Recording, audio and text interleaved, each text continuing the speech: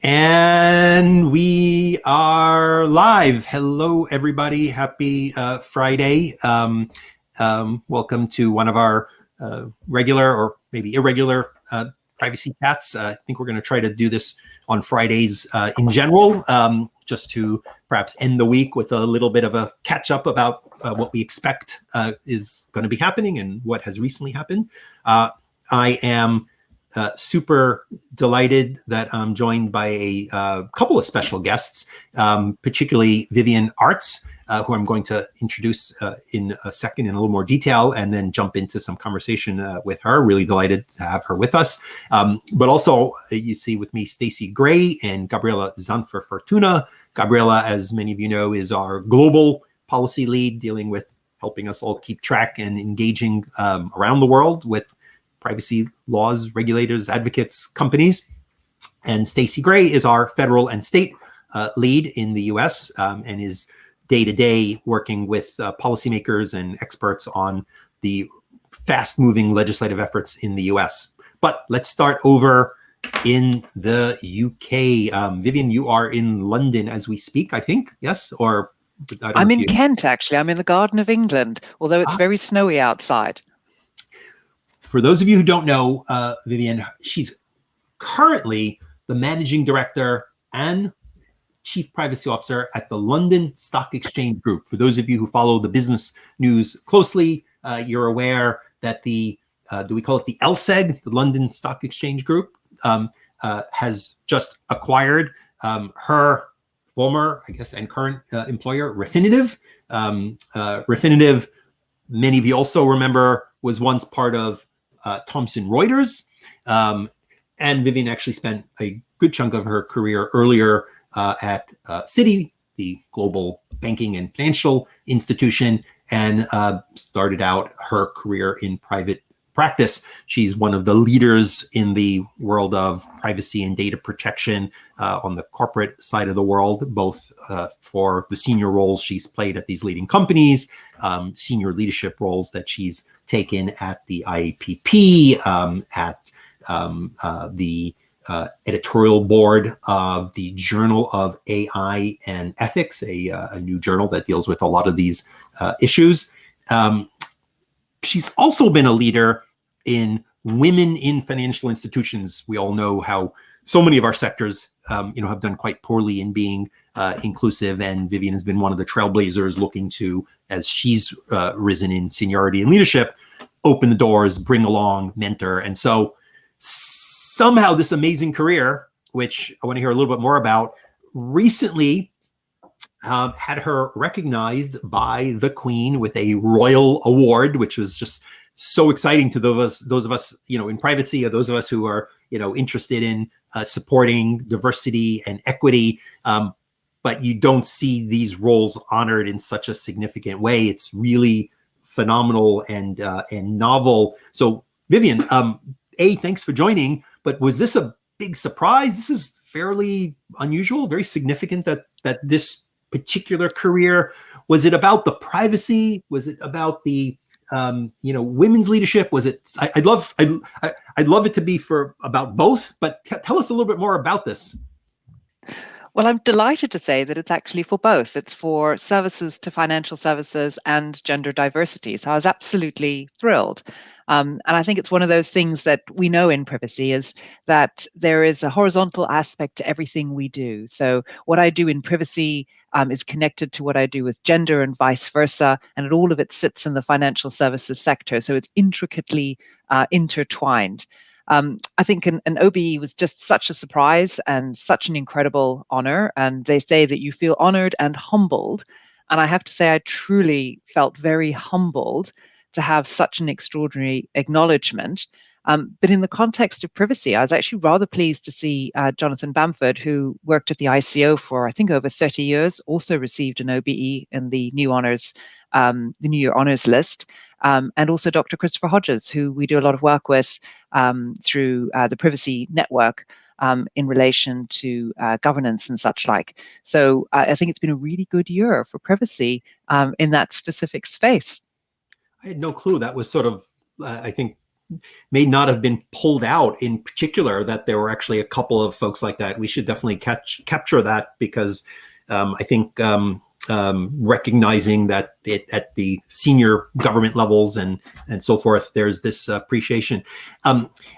You've tied together in your comment now the privacy leadership and the sort of women's leadership. How do you see those fitting together, both from a career point of view as well as from a how does privacy and data properly support including women's issues? One of the things we've been worried about is that restrictions on data, as important and protective as they are, also need to support rights and freedoms, which means maybe understanding that you don't have any women in the data set, or you don't have any people with this particular background in the data set, and the concerns of bias and diversity. How do you think about the linkage of data protection and supporting women or supporting diversity and equity in the workplace?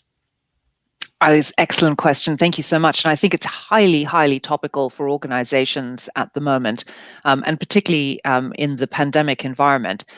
Post the financial crisis, I think we saw a real decline in the number of women represented in the financial services sector.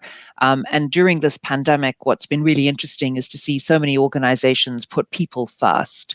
And then we've also had the Black Lives Movement last year reach a level of momentum and awareness that's frankly been unprecedented.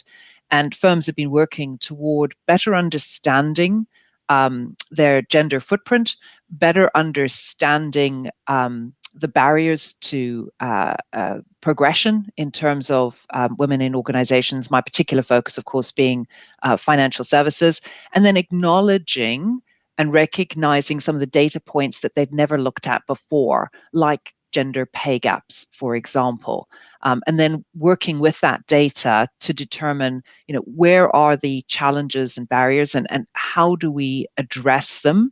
How do we take specific action to address either biases, whether it's conscious or unconscious, or structures that are creating challenges? And one of the interesting structures has always been around flexible working. So interestingly, I feel that the pandemic has degendered flexible working across the board.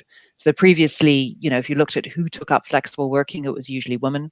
There was a study in the UK which demonstrated you got a 4-fold increase in the number of applicants to jobs if you included words like flexible and part-time in the job description.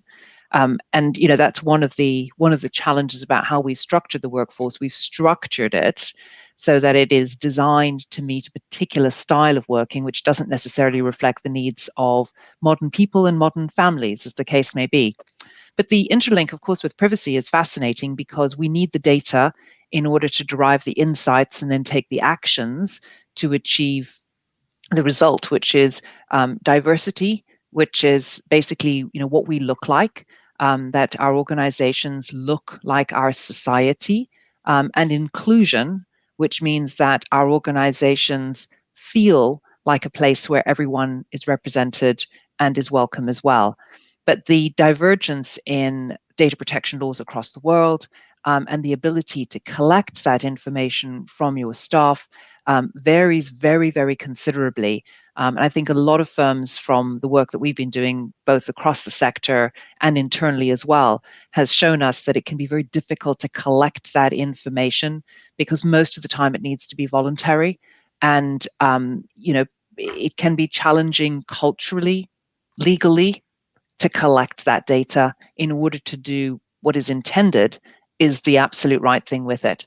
But one of the other things I think about gender and privacy is that we have perhaps a more well-balanced profession in privacy. If you think about the range of regulators and leaders in our sector, it has always been fairly balanced in terms of gender.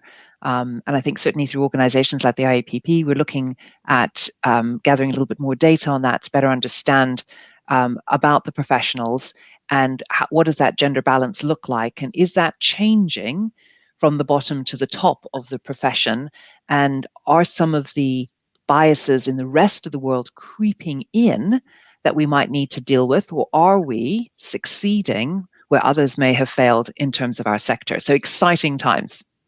Our staff, I think we've got 30 to 35, women out of 40 staff, and it's not been by any great design. It's been by whatever fate has brought us to the fact that there are just a lot of incredible, women in this space. And you're right. When I just think of some of the, early top leaders in perhaps the CPO DPO world, Harriet Pearson at IBM, the lead at eBay today is female, Nuala O'Connor Kelly. I mean, there are just dozens of Sandy Hughes at Procter & Gamble. Julie Brill, all sorts, yes. Elizabeth Denham, incredible. Dell Skivington at Dell. From the earliest days, women were maybe the majority of some of the top, most visible figures. But what I'm worried about is that as this actually becomes a more prestigious role, a more competitive role, a more a role that maybe changes a bit from unregulated leadership, right, where you need an influencer, to dealing with litigation and a much more regulated sector. Is this, are we going to be a victim of our success as, a broader pool sees this as, a way to have I think so far it's all right. But I do hear a lot from women who, despite the fact that we have leadership in our area well represented, certainly have their tales of, all of the same dynamic that we see happening, in other corners of companies, in terms of not being properly credited for their work, not being able to speak up, not being recognized, not having a career, that might involve, remote work or children or so forth accommodated. So I think on one hand, we want to pat ourselves on the back because it's been great to have such, important, strong female leadership. On the other hand, we probably ought to recognize that, we're not beyond the sort of bias and knowing or unknowing things that we all do that prevent people from advancing in the workplace. Well, so let's talk a little bit about the global picture, perhaps, for a minute. You are dealing with a globally distributed set of employees with jurisdictions sort of around the world, and I think we're all constantly discussing and debating how GDPR, how the emerging models in some of the APEC region, and how the rapidly moving activity in the US is influencing perhaps, back and forth.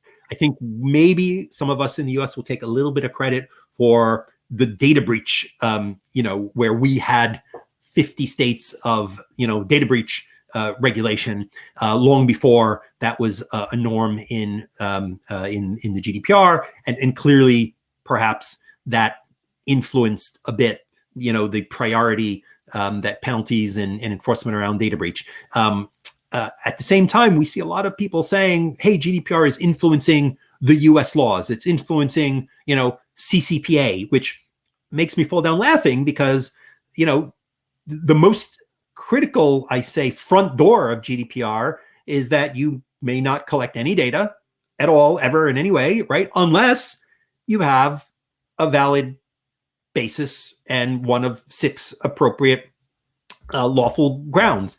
And that's, to date, not the case for a lot of the US laws. It's certainly not the case for CCPA or even its soon-to-be successor CPRA, which are primarily, you can collect anything you want in any way, shape, or form, but you've got to provide, an opt-out right.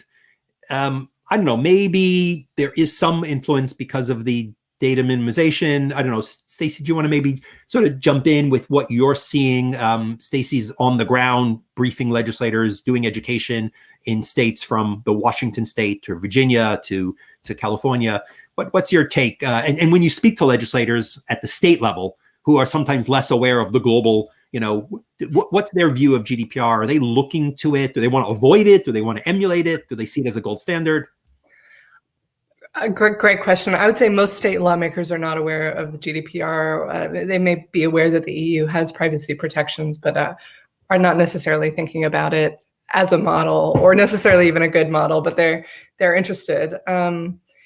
Yeah, it's been very interesting. The U.S. in terms of comprehensive or non-sectoral privacy legislation got off to kind of an unusual start with the California Consumer Privacy Act in 2018 through ballot initiative.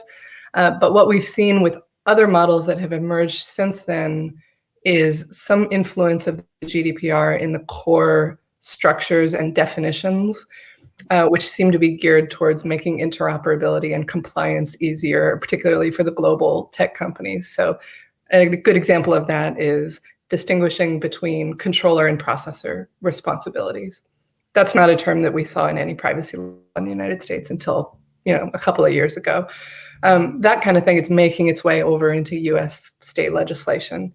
But we're not seeing a lot of the other sort of big picture stuff, like you pointed out, Jules. We're not seeing major limits on the collection of data, for example, like lawful grounds to process. Most US laws are still primarily based around opt-outs or limits on the use of data after it's collected. So the limits on sharing, limits on sale, which is kind of a California specific thing. Limits on maybe sensitive categories of data, which exists in the GDPR, but isn't the only thing. What's interesting is that when we limit the sensitive data, we're doing it in a less sophisticated way than the GDPR, right? We are saying in Washington and in Virginia, for instance, sensitive data, opt in, and then here are some exceptions. And, in many areas where the GDPR has sort of a higher standard, there might be a balancing test. There might be an argument that you can override it for vital interests or the like. And that sort of complexity isn't there. We're saying sensitive, opt in, except, okay, for these, fraud or emergency situations. Gabriela, what's been your take looking at this from a global piece? It seems that some of the novelties that South Korea, Japan, the definition of personal information in these U.S. laws, I think, is trying to track GDPR. Many of our Europeans always would sort of colleagues would laugh and say, "Oh no, you talk about PII. What is that? That is some very narrow, tricky term that really only covers the most explicit information." And I think we've moved away from that with CCPA, with the Washington Act, with the federal bills. But some of our other regions are being a little more nuanced. They've got more depth around how they treat pseudonymous data. Japan had a very interesting definition, which they had to amend a bit for their adequacy for European data around PII. Can you give us a little flavor of how this isn't just about the US? There was a great article, had a wonderful picture of our friend, the CPO of MasterCard, but that talked to a number of leaders about the real global focus. Are you seeing influence much from, the APAC region to the US, to Europe? Well, great question, and probably we could have many hours of conversation around this. But I would like to start still with the influence of the GDPR or lack thereof on US developments, because I landed in the US at a very serendipitous moment just after the GDPR was adopted in 2016.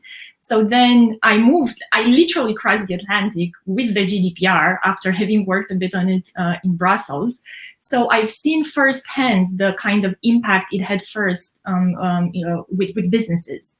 In my first couple of years of activity in the US, I was dividing my working hours between working for a consultancy and doing policy work.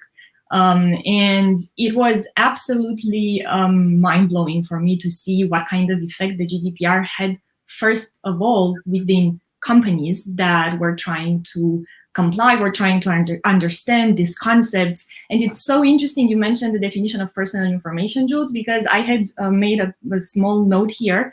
I remember one of my key hurdles when I was doing this consulting work at the very beginning was to explain why these rules apply to such a vast pool of data and how this is so different than the PII they were used to worry about. And then I read the CCPA in 2018, 2 years later, And I still remember having my pen and reading the text and seeing, oh my God, this is from the GDPR, this text, like the definition of pseudonymous data. Or I saw that some words, around how data should be portable, in some format. So there were certainly some influences, but then of course the differences are there, and they are fundamental, and you pointed them out. Yeah.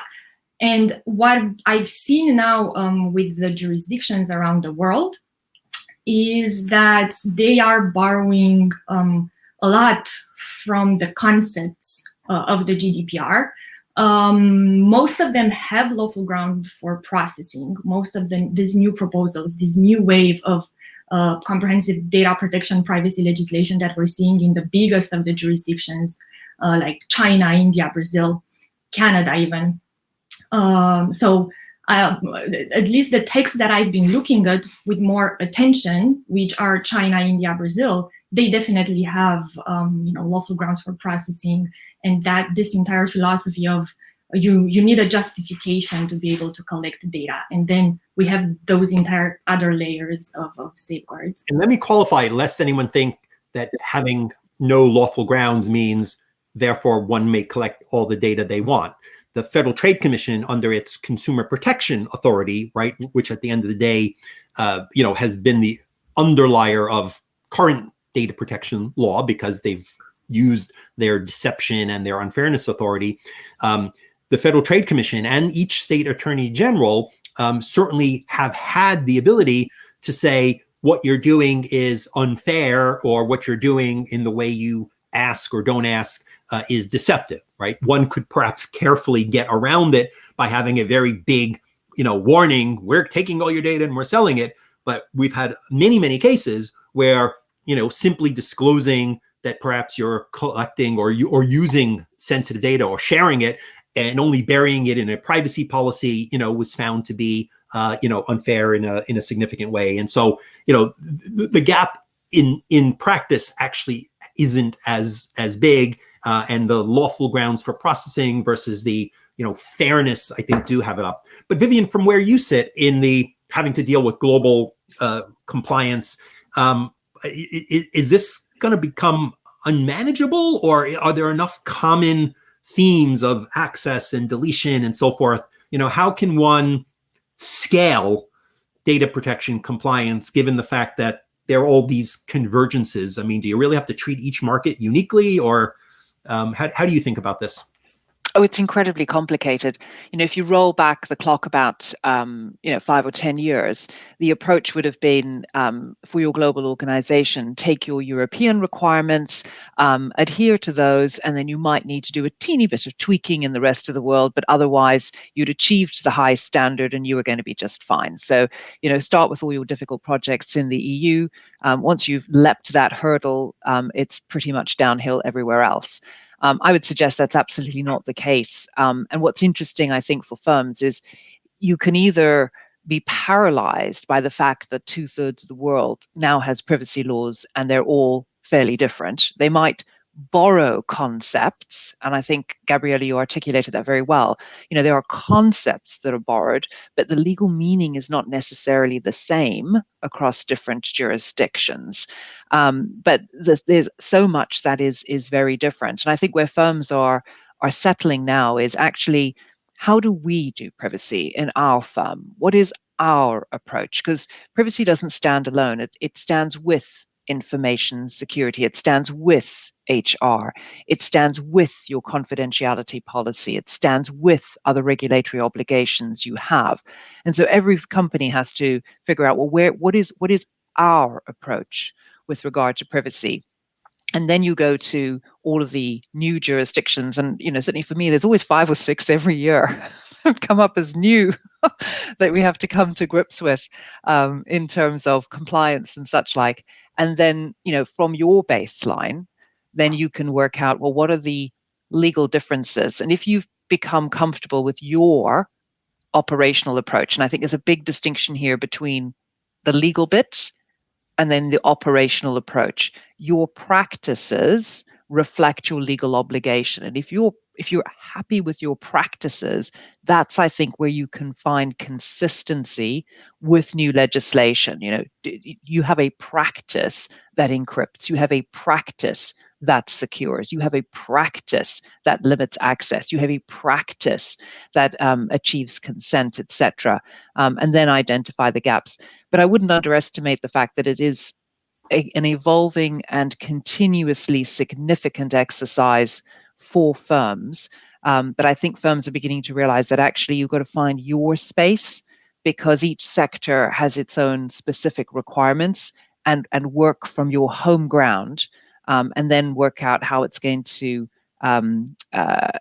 be operationalized in different jurisdictions as they evolve. What's your thought on the state of the tools? Obviously we all saw the cookie banners, and then the data mapping, and then the de-identification services.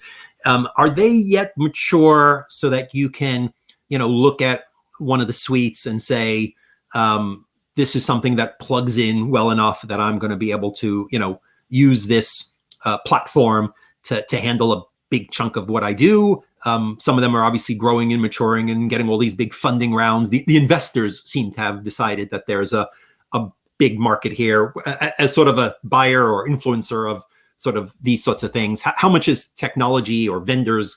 Is this something you're still going to have to build, significantly yourself? Or are you hoping that the vendors are going to mature and really play a kind of key support role for the CPO? So I think the vendors are recognizing that they need to meet the needs of the CPOs. So what we look for in a vendor is, are you on the journey with us in relation to new requirements? Do you have a module that's going to help us address China? Do you have a module that's going to help us address cookie regulations, not just in 2 jurisdictions, but in all of them? And those vendors who are able to be nimble and work with us in order to develop modules to help us address evolving requirements are the ones that are going to survive and to last.